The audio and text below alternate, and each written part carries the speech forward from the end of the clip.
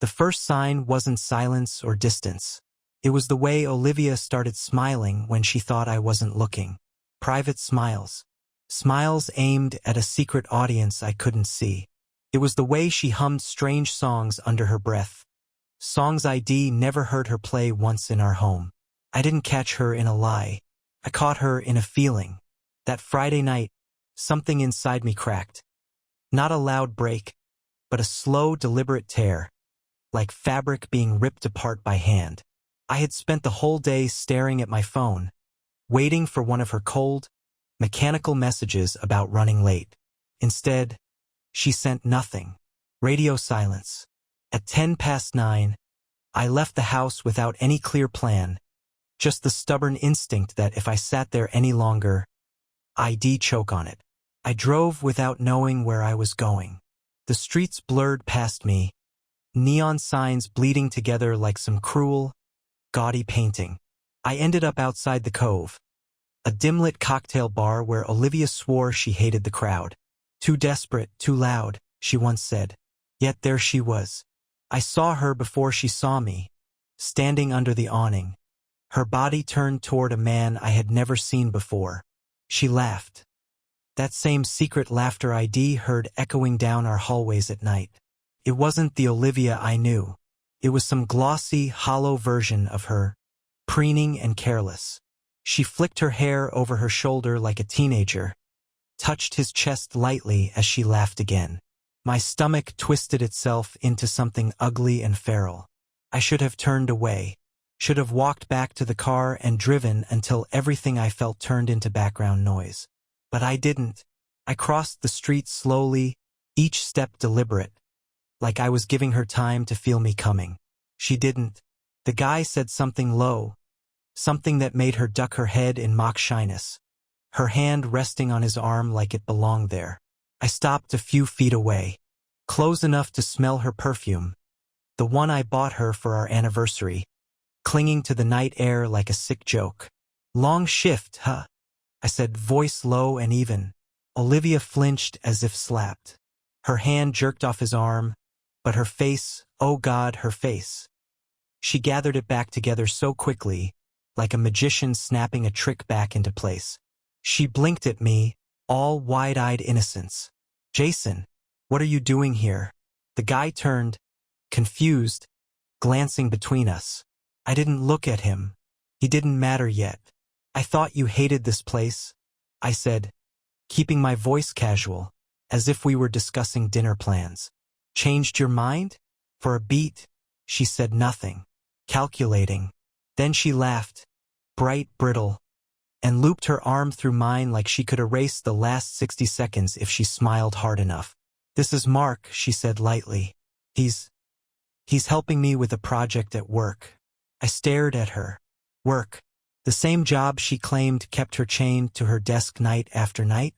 Mark, the useful idiot, extended a hand toward me. I ignored it. I didn't know work projects involved intimate little cocktail dates, I said. My tone was still light, but under it, the edges were sharp enough to draw blood. Olivia stiffened beside me. Mark started to mumble something, some apology or explanation, but Olivia cut him off with a laugh too loud, too forced. You're being dramatic, she said, waving it away. God, Jason, seriously, it's not what you think. She spun her lies with confidence, until one simple question shattered her facade completely. Then why did you tell me you were sick in bed tonight? The color drained from her face so fast it was almost beautiful. She opened her mouth, closed it, opened it again. No script, no prepared excuse, just raw, exposed panic. And in that silence, in that tiny eternal pause where she scrambled for a lifeline that didn't exist, everything between us fell apart, piece by jagged piece. I didn't shout. I didn't threaten. I just looked at her like I was seeing her for the very first time and realizing I had never really known her at all. Mark backed away awkwardly, muttering something about needing to take a call, sensing the storm he was standing in. Olivia didn't even notice. She was too busy trying to stitch her world back together with shaking hands. But it was too late. The fabric was already torn. And I wasn't going to help her sew it back. I didn't follow her when she staggered after Mark like a desperate shadow. I didn't call out. I didn't demand an explanation. I just stood there, anchored in place, watching her scramble into the night, heels clicking against the wet pavement, her dignity slipping with every step. For a few minutes, the noise of the bar swallowed me, the clinking glasses, the laughter, the bad pop music bleeding through the walls, but it felt miles away. I wasn't part of that world anymore. I was somewhere colder, stripped down to the bone. When I finally moved, it wasn't a conscious decision. My body just carried me to the parking lot. I slid into my car, slammed the door shut, and sat there in the dark, gripping the steering wheel not out of rage but to keep from unraveling completely. The passenger door jerked open without warning. Olivia threw herself into the seat, out of breath, soaked from the drizzle that had started falling. She slammed the door, locking it as if she thought someone might drag her back out. "You're being insane," she snapped immediately, voice sharp, brittle, like it hurt her more to admit fear than guilt. "Mark's just a friend. You're blowing this way out of proportion." I turned to look at her, taking in the soaked hair, the wild eyes, the trembling hands. There it was, not fear of losing me, fear of getting caught. "You're still lying," I said, not loud, not angry, just cold, detached, like I was already speaking from the other side of something broken beyond repair. "You're still lying even now." "I'm not," she started, but her voice cracked. She caught it, forced it back into something steadier. "You have no idea what's been happening. I've been stressed, Jason. You don't listen to me. You don't care. I needed someone to talk to." It was so stunning, so absurd, that for a second, I almost laughed. Needed someone to talk to. That's what she was calling it now. Stolen kisses outside bars. Secret meetings dressed up in work clothes. Conversation. "You needed someone to talk to?" I repeated slowly, savoring the shape of the words like something bitter on my tongue. "Is that what you call wrapping yourself around him in the middle of a Friday night?" She flinched visibly, but recovered fast. Olivia was a fighter when cornered. She didn't crumble. She threw knives. "Maybe if you paid more attention to me, I wouldn't have to find someone else," she hissed. There it was, the first real cut. She didn't slip. She meant it. The rain hit the windshield harder now, a furious drumbeat. I leaned back against the seat, feeling the exhaustion of the last few months crash over me in a single merciless wave. The empty dinners, the fake smiles, the cold bed. I hadn't missed the signs. I'd just chosen to drown in denial. "Who is he, Olivia?" I asked, voice low. "Really? Don't give me another fairy tale." She crossed her arms, sinking deeper into the seat, stubborn to the last breath. "He's just a friend. Someone who listens. Someone who makes me feel alive again." Alive again. Like I had been killing her just by standing still. I stared out at the rain-streaked night. Something inside me, the last fragile string that had been holding everything together, snapped so quietly I barely noticed it. "You made your choice," I said finally, my voice calm, eerily calm. "Don't insult both of us by pretending otherwise." She didn't answer. She just stared out the window, her reflection a ghost against the glass.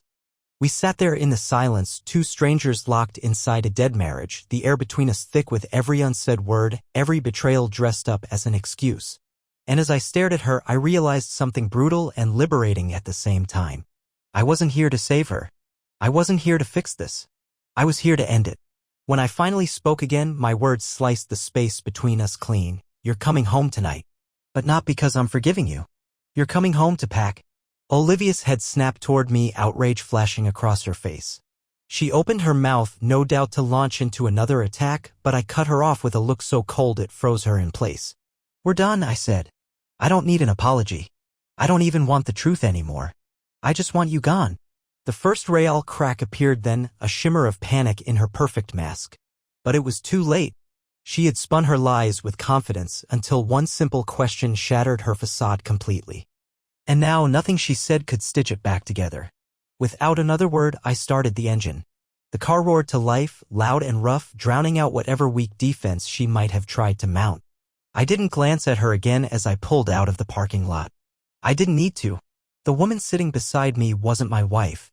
She was just someone wearing her face. The drive home was a graveyard.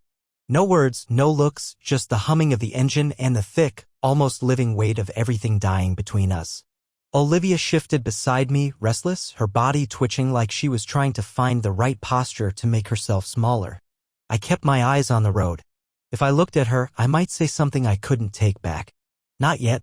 The rain chased us all the way home, washing the streets clean, but nothing could scrub what she had done. When we pulled into the driveway, she moved to get out. I didn't stop her. I didn't open her door like I used to, didn't wait for her to catch up. I just walked to the front door, shoved the key in, and pushed it open like I was breaking into a stranger's house. Inside, the house smelled like us. Photos still lined the walls, fake, happy moments captured in smiling frames. Her coat was thrown over the chair. Her coffee mug, lipstick stained, sat abandoned on the table. Little pieces of her were everywhere, cluttering a life that was no longer mine. I waited just inside the doorway as she slipped past me, trailing water and desperation. She hesitated halfway across the living room as if unsure what to do next. For once, she didn't have a plan. "Go pack," I said, my voice as sharp as a cracked whip. Her head snapped up, her mouth twisted into something ugly. "You're not serious," she said, half laughing like she thought this was still a game she could win. "I'm dead serious," I replied. "You have 30 minutes. Take what you want. After that, I'm changing the locks." Her face shifted then. Outrage, fear, pleading, cycling through emotions so fast it was almost impressive. She was a quick liar, a fast shapeshifter, but now she had nothing left to hide behind. "You can't just kick me out," she shouted. "This is my house too." "No," I said calmly. "This was our house. You burned your half to the ground the second you decided someone else's arms were better than mine." Her mouth opened, some poisonous retort ready to spill out, but I wasn't interested. I turned away from her and headed for the kitchen, needing space before I did something stupid. I heard her stomp up the stairs behind me, her feet pounding like angry fists against the wood. Every sound she made was a nail in the coffin. I leaned against the counter, staring blankly at the fridge, covered in little magnets and notes. Grocery lists, reminders, inside jokes. Evidence of a life that had been busy dying while I wasn't paying attention. Upstairs, drawers slammed open and shut. Hangers clattered. Olivia cursed under her breath, low and vicious. A part of me, the old stupid part, wanted to run up there, to grab her by the shoulders and demand a reason that made sense, demand tears, demand something real. But there was nothing left to demand. She had chosen. Not once. Not in a moment of weakness. She had chosen again and again. Every secret meeting. Every lie she texted with casual cruelty. And worse, she wasn't sorry. Not really. She was just furious at being caught. 32 minutes later, she came down the stairs dragging a battered suitcase. Her face twisted into something between rage and humiliation. She dropped the suitcase at the bottom step with a thud that shook the pictures on the walls. "I hope you're happy," she spat, throwing away everything we built over some stupid misunderstanding. I stared at her, really stared. She looked like a stranger wearing a costume sewn from the scraps of the woman I used to love. "This isn't a misunderstanding," I said, my voice calm, final. "This is a reckoning." She laughed then, a cruel, bitter sound that didn't belong in this house, didn't belong in my life. "You'll regret this," she sneered, snatching up her suitcase. "You'll wake up alone one day and realize you threw away the best thing you ever had." I stepped aside, giving her a clear path to the door.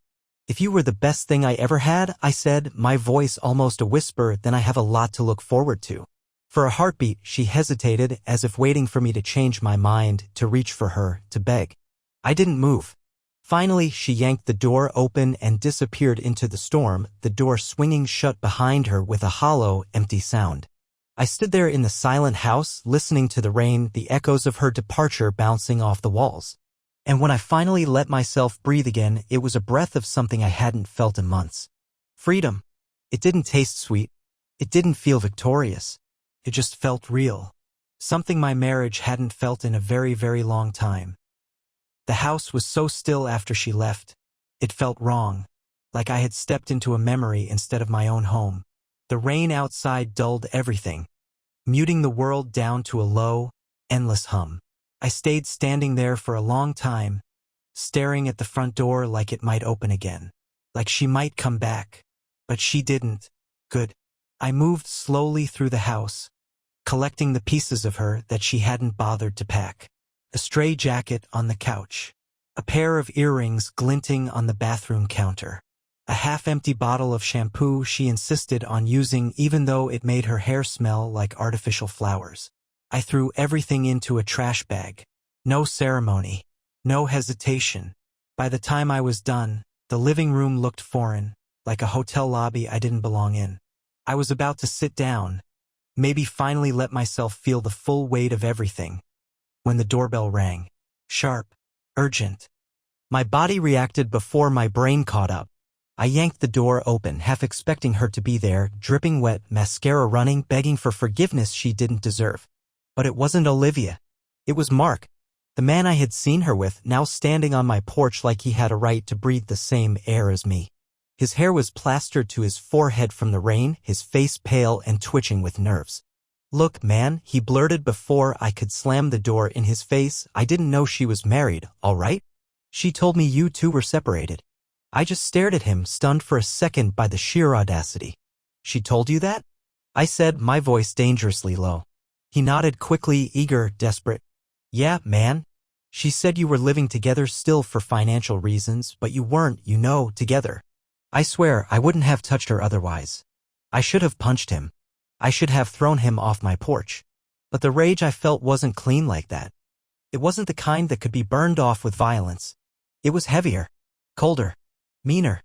I stepped closer, making sure he felt how little space there was between us. His breath hitched.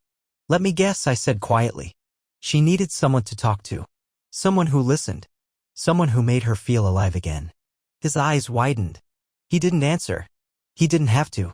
I let the silence stretch until he started shifting his weight from foot to foot, uncomfortable, soaked, pathetic. "Leave," I said finally. "And don't come back. If I see you near me, near this house, near my life again, you're going to wish you believed in karma." He stammered something that might have been an apology and backed away, nearly tripping over himself as he fled down the walkway. I closed the door slowly, clicked the lock into place, and stood there, heart pounding, head spinning. Olivia hadn't just cheated. She had rewritten the entire story of our life to justify it, to make herself the victim, to turn me into the villain in her private little tragedy. That realization hit harder than anything else. Upstairs, the bedroom still smelled like her perfume. The bed was still messy from the morning when she had kissed me goodbye without a flicker of guilt. I grabbed the trash bag with her things, stomped out into the rain, and threw it into the bin without looking back. It landed with a hollow, satisfying thud. When I turned to go back inside, I caught a glimpse of my reflection in the living room window. Not broken, not destroyed, just stripped down to the raw, furious core of who I really was. Someone she didn't deserve. Someone she never really knew. My phone buzzed on the kitchen counter. I almost didn't look, but something made me cross the room and flip it over. A text from Olivia. 4 words. "We need to talk." No apology. No shame. No acknowledgement of what she had done. Just another door she expected me to open for her.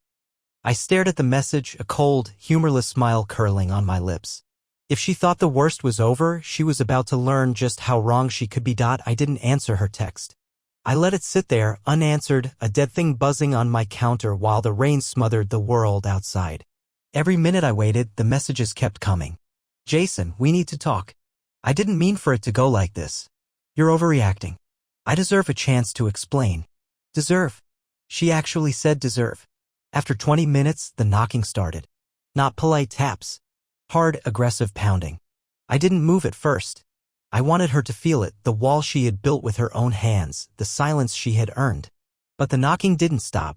It kept hammering, relentless, like she could force her way back into my life through sheer stubbornness. Finally, I walked to the door, slow and steady, and yanked it open. There she was. Hair dripping, clothes clinging to her body, eyes blazing not with regret, but with fury. "You can't just ignore me," She snapped the second the door was open, shoving past me like she still had a right to walk into my home, into my space. I said nothing. I closed the door behind her and leaned against it, arms crossed, blocking the exit. "Say something," she demanded, whipping around to face me, her whole body vibrating with anger she had no right to feel. I stayed silent. I wanted to hear how far she would go, how deep into her own fantasy she was willing to drown. "You're being childish," she spat. "You're acting like I killed someone." I tilted my head slightly, studying her. "The way you might study a snake you found writhing in your living room." "You didn't kill someone," I said calmly. "You just murdered everything we built. Little by little. Smile by lie by betrayal." She flinched. Not from guilt, but from the way the words hit harder than she was ready for. "I told you," she said through gritted teeth, "Mark meant nothing. It wasn't about him. It was about how you made me feel. Like I didn't matter anymore. Like I was invisible." Ah, there it was. The grand shift. The masterful turn of the knife, making me the villain of her betrayal. "You could have said something," I said, voice low and cold. "You could have fought for us. You could have told me what you needed. I tried." She shouted, stepping closer, her hands balling into fists at her sides. "But you were always too busy, too distracted, too boring." The word hung there between us, poisonous and gleaming. Boring. That was my crime. Not cruelty. Not neglect. Not betrayal. Boredom. I smiled then. A real smile. The kind you give right before you tear something down to the foundation. "I hope he was exciting, Olivia," I said, every syllable slicing clean. "I hope he made your heart race. I hope he made you feel something, anything, because you'll be feeling that emptiness a lot longer than you ever felt anything with him." She opened her mouth, ready to fire back another salvo, but I wasn't interested anymore. I walked past her into the living room, grabbed the spare set of keys she had left on the coffee table, and threw them toward her. They hit the floor at her feet with a hollow clatter. "Pick those up," I said, still calm, still steady, "and get out." She didn't move. Not right away. She just stood there, breathing hard, her chest heaving like she was trying to summon the strength to fight a battle she had already lost. "I made a mistake," she said finally, her voice breaking. But even now, there was a sharpness in it, a selfishness. "One mistake, and you're throwing away everything? One mistake?" I echoed, laughing quietly, bitterly. "Is that what you call 1,000 texts you hid? A dozen nights you lied about where you were? The way you looked at him like he hung the moon while you couldn't even meet my eyes anymore?" She bent down, picked up the keys with shaking hands. Still, she hesitated. Still, she thought she could salvage this. "You're not thinking clearly," she said, voice trembling now. "You'll miss me when the dust settles." I walked to the door and opened it wide, letting the cold rain-laced wind roar inside. "I'll miss who I thought you were," I said simply. "Not who you really are." For one final moment, she stood there, teetering on the edge. Then she stepped into the storm. Without looking back. Without a single apology. Without a single tear that wasn't for herself. I closed the door behind her with a quiet, final click. This time, it didn't feel like an ending. It felt like a beginning. A painful, bloody beginning. But a beginning all the same. The house swallowed the silence like a living thing after she left. I didn't move for a long time. I just stood by the door, staring at the handle, half expecting it to rattle, for her to come back, to pound and scream and claw her way inside like the hurricane she had become. But the storm outside was quieter than the one she left behind. For now. I forced myself to move one slow step at a time. Around the living room. Through the kitchen. Up the stairs. Everywhere I went, her fingerprints still clung to the walls. Her scent soaked into the pillows. It was like living inside the outline of a ghost. I thought stupidly maybe that this would be the hard part. Standing alone in the wreckage. Facing it head on. But Olivia wasn't finished with me yet. She was just getting started. It began with the texts. At first, they came like little taps at the window. "I'm sorry you're hurt. I didn't mean to destroy us. I still love you." Then came the sharper ones. "You're making a mistake. You'll never find someone who understands you like I do. No one will love you like I did." Each message a hook thrown into my chest, trying to drag me back into her chaos. I didn't reply. Not once. But silence only fueled her madness. One morning, barely 3 days after she left, I came downstairs to find my porch littered with notes. Real, handwritten notes. Scraps of paper torn from notebooks, post-its, receipts. Dozens of them, each one scrawled with desperate, angry, pleading words. I hate you for doing this. Please just talk to me. I can fix it if you let me. You're nothing without me. The last one chilled me more than any of the others. Not I'm sorry. Not I love you. Not even I miss you. You're nothing without me. It was never about love. It was never about regret. It was about control. She couldn't stand that I had taken it back. That I had walked away. I gathered up the notes in a trash bag without reading another word. Tied the bag shut. Threw it in the garbage can outside, hearing it thump against the plastic like a body. But the worst part wasn't the messages. It wasn't even the way she kept circling the house in her car. Like a wolf sniffing around a door she couldn't figure out how to open. The worst part came one night when I finally let myself sleep. I woke up to the sound of the doorbell at 2:13 a.m. A frantic, endless ringing that clawed me out of a dead sleep. I stumbled downstairs, my heart pounding, some primal fear screaming that something was wrong.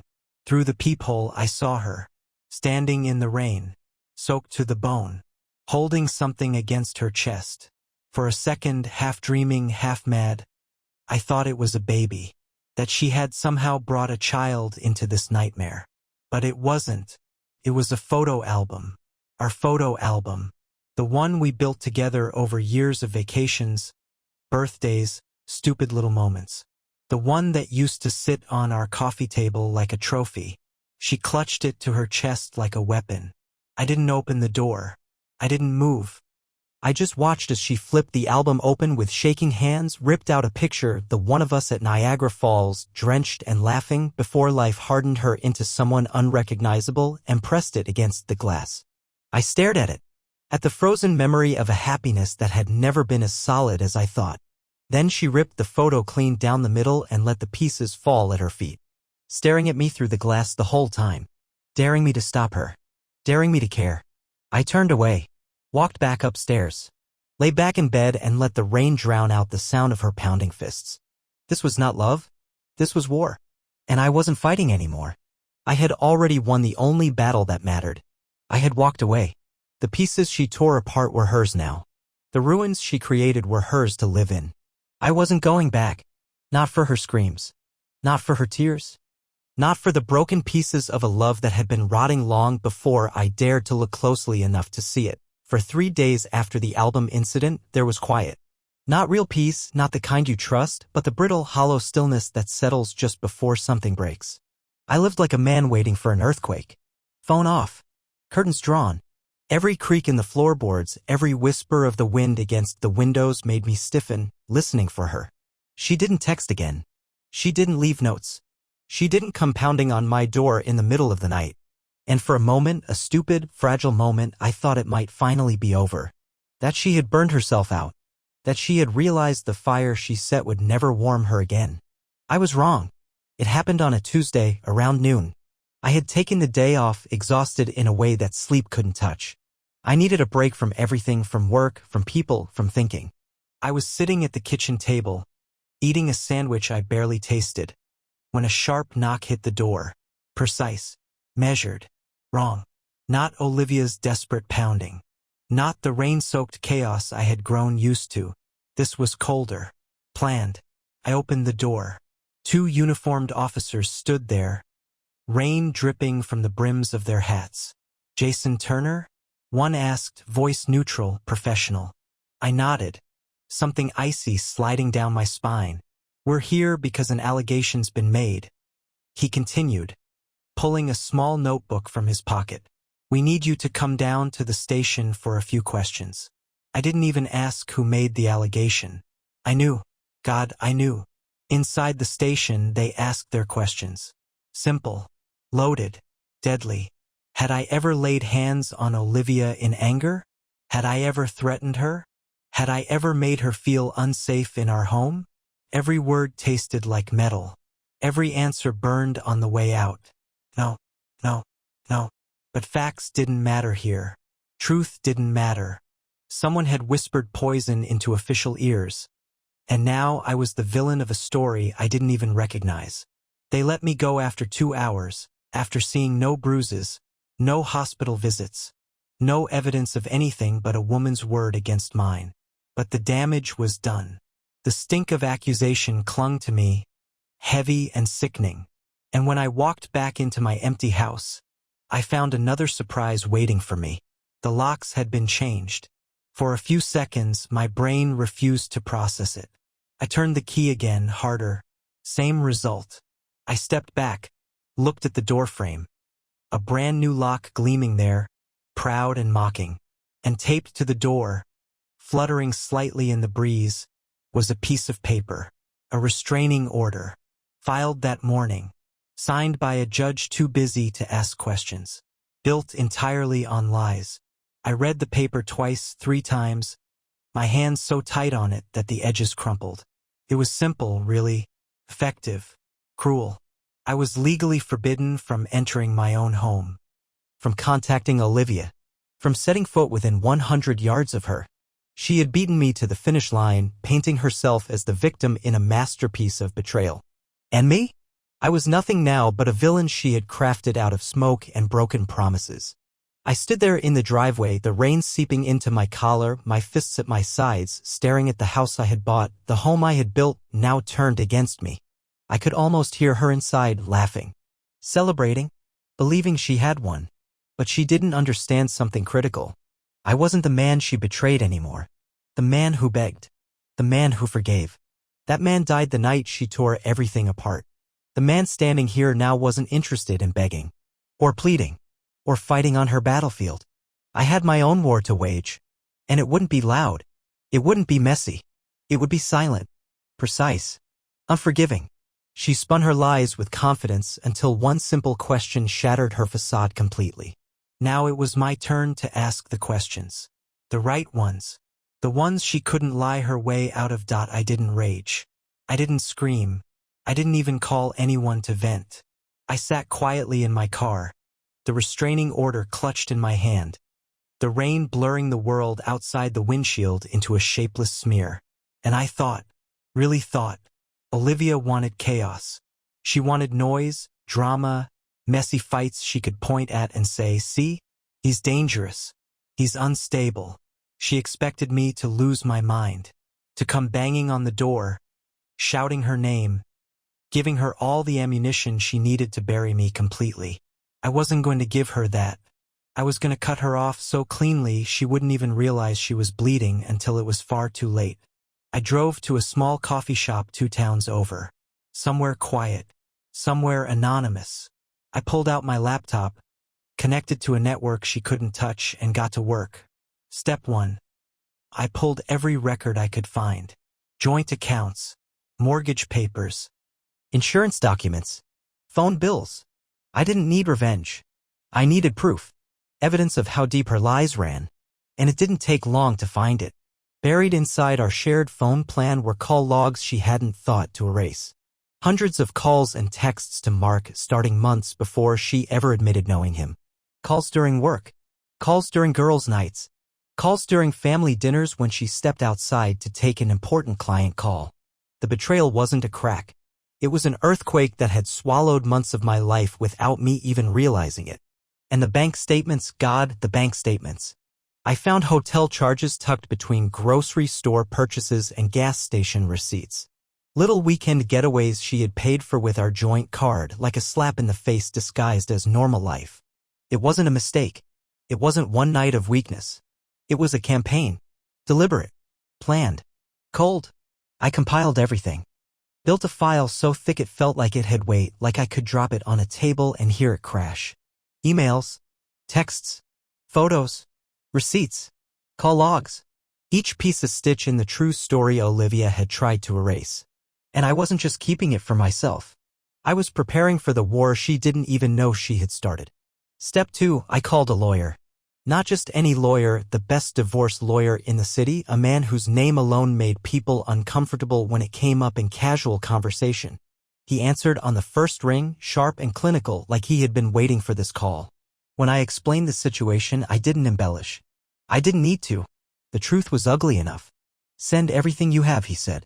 I'll take it from there. No hesitation. No fear. Just cold precision. Exactly what I needed.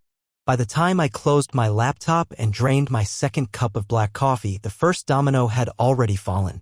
Olivia thought the restraining order had caged me. What she didn't realize was that it had freed me, cut the last fragile tie of guilt, given me permission to burn the past down without looking back. As I walked out into the rain, I felt lighter than I had in months. Not because it wasn't going to hurt, it would. Not because it wasn't going to get uglier, it would. But because for the first time in this entire nightmare, the story was mine to write again. And she was going to be nothing more than a footnote. I didn't go back to the house that night. I checked into a hotel on the outskirts of town. Anonymous, unreachable, unshakable. I fell asleep to the sound of rain pounding against the window. Not feeling broken or lost or betrayed. Just cold, clear, ready. She had spun her lies with confidence, until one simple question shattered her world. Now it was my turn to tear down the rest, piece by piece, lie by lie, until there was nothing left of the empire of deceit she had built with trembling, dirty hands. The first crack in Olivia's fortress didn't come with a bang. It came with a polite envelope delivered to her door, sealed tight, official. Inside was a divorce petition, filed with evidence attached. Evidence that didn't just outline infidelity, it buried her in it. Copies of receipts, printouts of call logs, screenshots of texts she thought were long deleted. A clear, brutal timeline showing the months she spent dismantling our marriage one lie at a time. I wasn't asking for half. I was asking for everything. The house, the savings, the car, the things she never thought I would fight for because she believed I was too broken, too beaten, too weak. The lawyer had crafted it perfectly, clinical, precise, merciless. Every word calculated to make her understand this was no negotiation. It was an execution. I didn't hear from her the day she received it. Not a text. Not a call. Not a single desperate note fluttering against my door. But the next morning, the retaliation began. I woke up to 100 new messages flooding my burner phone. Anonymous numbers, fake threats, half-hearted attempts to scare me. All of them sloppy, all of them desperate, all of them traced back to friends of hers who barely even knew me. Fake social media posts started popping up, too, whisper campaigns, rumors meant to paint me as cruel, unstable, vindictive. It was almost funny, watching her scramble, watching her try to drown me with buckets of dirty water while standing waist-deep in her own filth. But the harder she fought, the faster she sank. The lawyer anticipated every move. Every lie she told became another lever to pull against her. Every desperate email she sent, begging 1 minute, threatening the next, became another piece of evidence submitted neatly into the growing mountain of proof that she wasn't a victim. She was an architect of her own downfall. The real turning point came faster than I expected. A week after she received the papers, her lawyer, a tired man who looked like he regretted every decision that led him into representing her, reached out. The message was simple, clear, broken. She wanted to settle, not to fight, not to battle it out in court. She wanted to settle quietly, quickly, before the real storm hit. Because she knew. She finally understood. There was no ground left to defend. No sympathy left to mine. No way out that didn't involve crawling. And the best part? The settlement wasn't on her terms. It was on mine. Full ownership of the house. Majority share of the assets. No spousal support. No claims. No appeals. A clean, brutal break cutting her out of my life like a tumor finally excised. When the paperwork arrived, I read it twice, savoring every line. The woman who once stood on my porch tearing our memories apart with her bare hands was now signing her own defeat with trembling fingers. And yet, even knowing she had lost, she couldn't resist one final, pathetic move. At the bottom of the settlement papers, scrawled in the same messy handwriting I once thought was charming, she had left a note. You'll never find someone who loved you like I did. For the first time in weeks, I laughed. A real laugh. Sharp. Free. Alive. Because she was right. I would never find someone who loved me like she did. And thank God for that. I signed the papers without hesitation, without regret, without even a flicker of doubt. The storm she started had torn everything down. But standing in the wreckage, I finally saw it for what it was. Freedom. Not the kind you dream about, the kind you bleed for, the kind you earn. She had spun her lies with confidence, until one simple question shattered her world. Now she was left sifting through the ashes, while I walked away clean, whole, unburdened. And I wasn't looking back. Freedom doesn't come with fireworks. It doesn't feel like a parade. It's quieter than you expect. It's standing in your own house, looking around at the empty spaces she used to occupy and realizing you're not angry anymore. You're just done. The settlement went through fast. Olivia didn't fight. Couldn't fight. She signed herself away with the same hands that once reached for me in the dark, pretending I was the only thing she ever needed. When the final confirmation came through, I sat alone at the kitchen table, the same one where we used to share cold pizza at midnight and talk about dreams we thought were real. I stared at the email on my screen, reread the words, case closed. It didn't hit me like a punch. It didn't hit me at all. It just settled in like a long breath held too long, finally exhaling. The next few days passed like pages turning in a book you've already finished reading. I threw out the last of her things. Painted the bedroom a new color. Moved the furniture just enough that it no longer felt like she was hiding in the corners. Friends started reaching out, tentatively, like they didn't know which version of me they would find. The shattered one, the bitter one. But they found someone else. Someone quieter. Someone sharper. Someone harder to break. I didn't talk about her much. Didn't waste my breath trying to explain betrayal to people who hadn't tasted it. There's a language to this kind of pain, a silent, brutal one, and you either know it or you don't. And honestly, I didn't need them to understand. I didn't need anyone to. I started rebuilding. Small things first. Fixing a squeaky door hinge. Replacing a cracked tile in the bathroom. Not because they needed it, but because I needed it. Proof that broken things could be fixed. That damage wasn't the end of the story. It was just a chapter. I saw Olivia once after everything. Not planned. Just bad luck. At a grocery store of all places. She was standing in the cereal aisle, looking at a box like it might give her all the answers she lost. She spotted me almost immediately. Her face froze, that same practiced expression of fragile innocence she used to wear like armor. I kept walking. No hesitation. No second glance. Not because I hated her, because I didn't feel anything at all. She wasn't a villain in my story anymore. She wasn't even a chapter worth rereading. She was just someone I used to know. Someone who taught me, in the harshest possible way, how strong I could be when everything else was stripped away. If I could go back, I wouldn't erase it. I wouldn't undo it. Because sometimes the worst thing that ever happens to you rips away everything false and leaves you standing naked in the truth. And the truth is this: I survived her. I survived the lies. I survived the storm. And I didn't just survive. I rose. Not bitter. Not broken. Just free. If anyone reading this is sitting where I once sat, doubting yourself, drowning in someone else's betrayal, hear me when I say, you are stronger than you know. Stronger than they ever believed you could be. And one day, when the dust clears and you look around at the life you built with your own 2 hands, you'll realize they didn't break you. They freed you. And there's no better revenge than living a life they'll never be part of again. Not even as a memory.